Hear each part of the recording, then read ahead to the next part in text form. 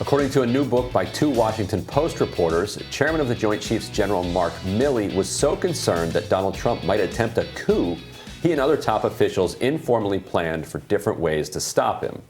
The book recounts how, for the first time in modern U.S. history, the nation's top military officer was preparing for a showdown with the then commander-in-chief over the results of the election and what he saw as a potential coup.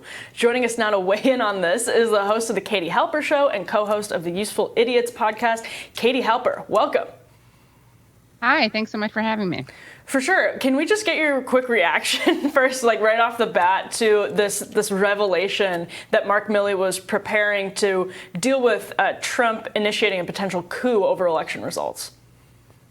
Well, I think it's not honestly that surprising. I think a lot of people were thinking that maybe Trump would do this, and a lot of people were saying, "Oh, but the brass won't let him do that."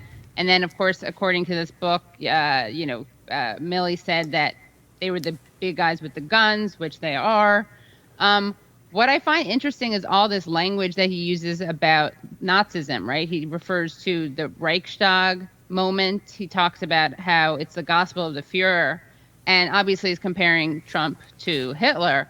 And if we're going to take that kind of historical analogy, this is someone, Milley, famously, right, accompanied Trump to Lafayette Park to clear the park at the height of the Black Lives Matter protests and around the murder of George Floyd.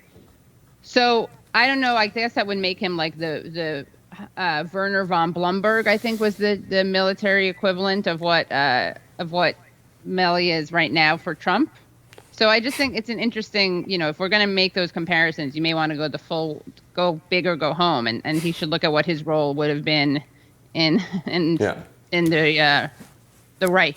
There's also some disputed reporting in the book about Pompeo. The book reports that Pompeo and Milley were convening regular conference calls about how to handle the threat of Trump, and that Pompeo said the crazies are in charge. So I don't know what's going to happen.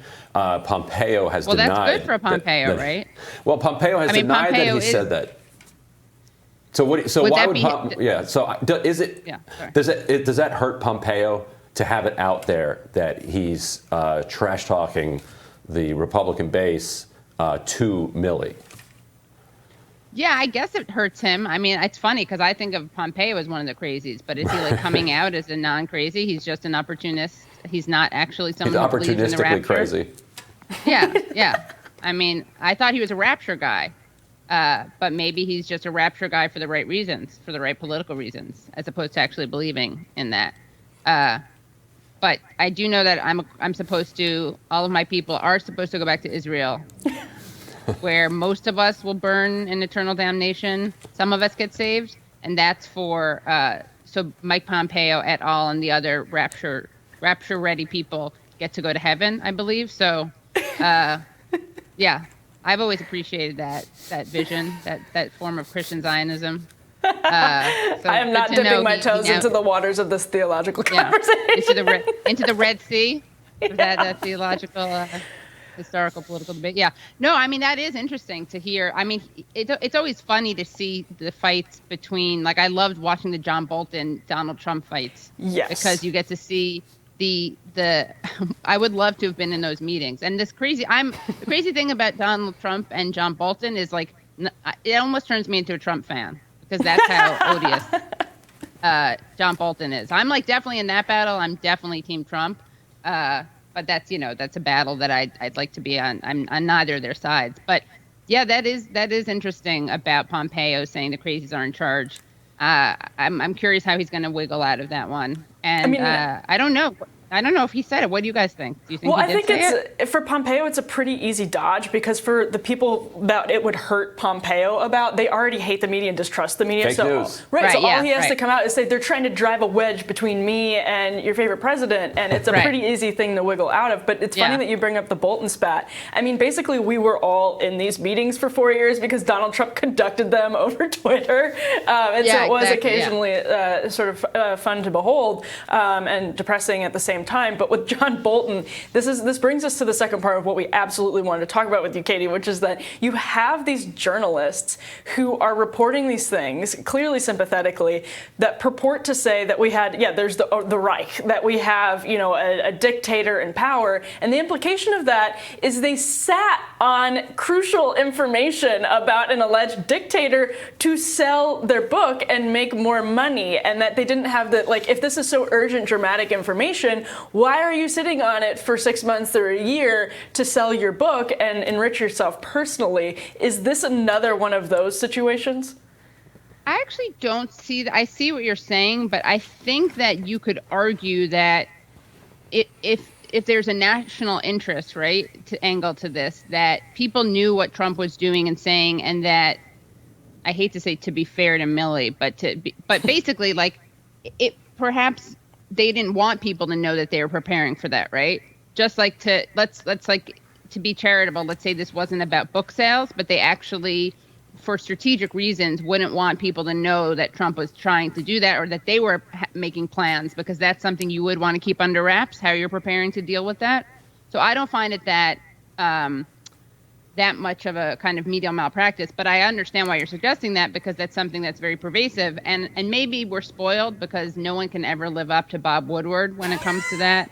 And of course, I'm referring to, and I still can't get over this. I mean, it's really sad that his obituary, it probably won't read this, but it should read,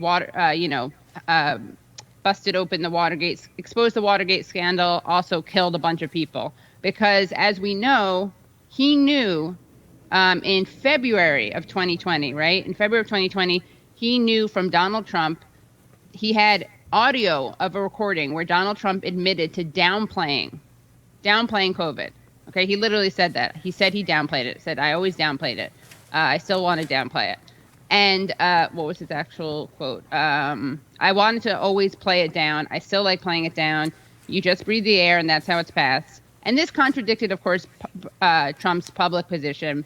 This was recorded in February, and it didn't come out until September. Early September it came out, when the Washington Post released an excerpt of this recording. And that was just days before the release of Woodward's book, Simon & Schuster, by the way. So shame on you guys, too, if I can be so bold. I hope you guys don't have any book deals with them. And I certainly, if you want to redeem yourself, Simon & Schuster, let's talk about a book deal for me.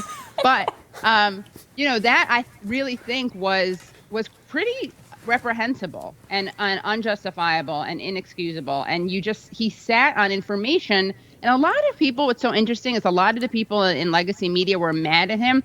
They were mad at him for sitting on this information before an election and not releasing it earlier. But to me, the first thing is you're sitting on information that undermines what the president is saying and has major public health implications, right?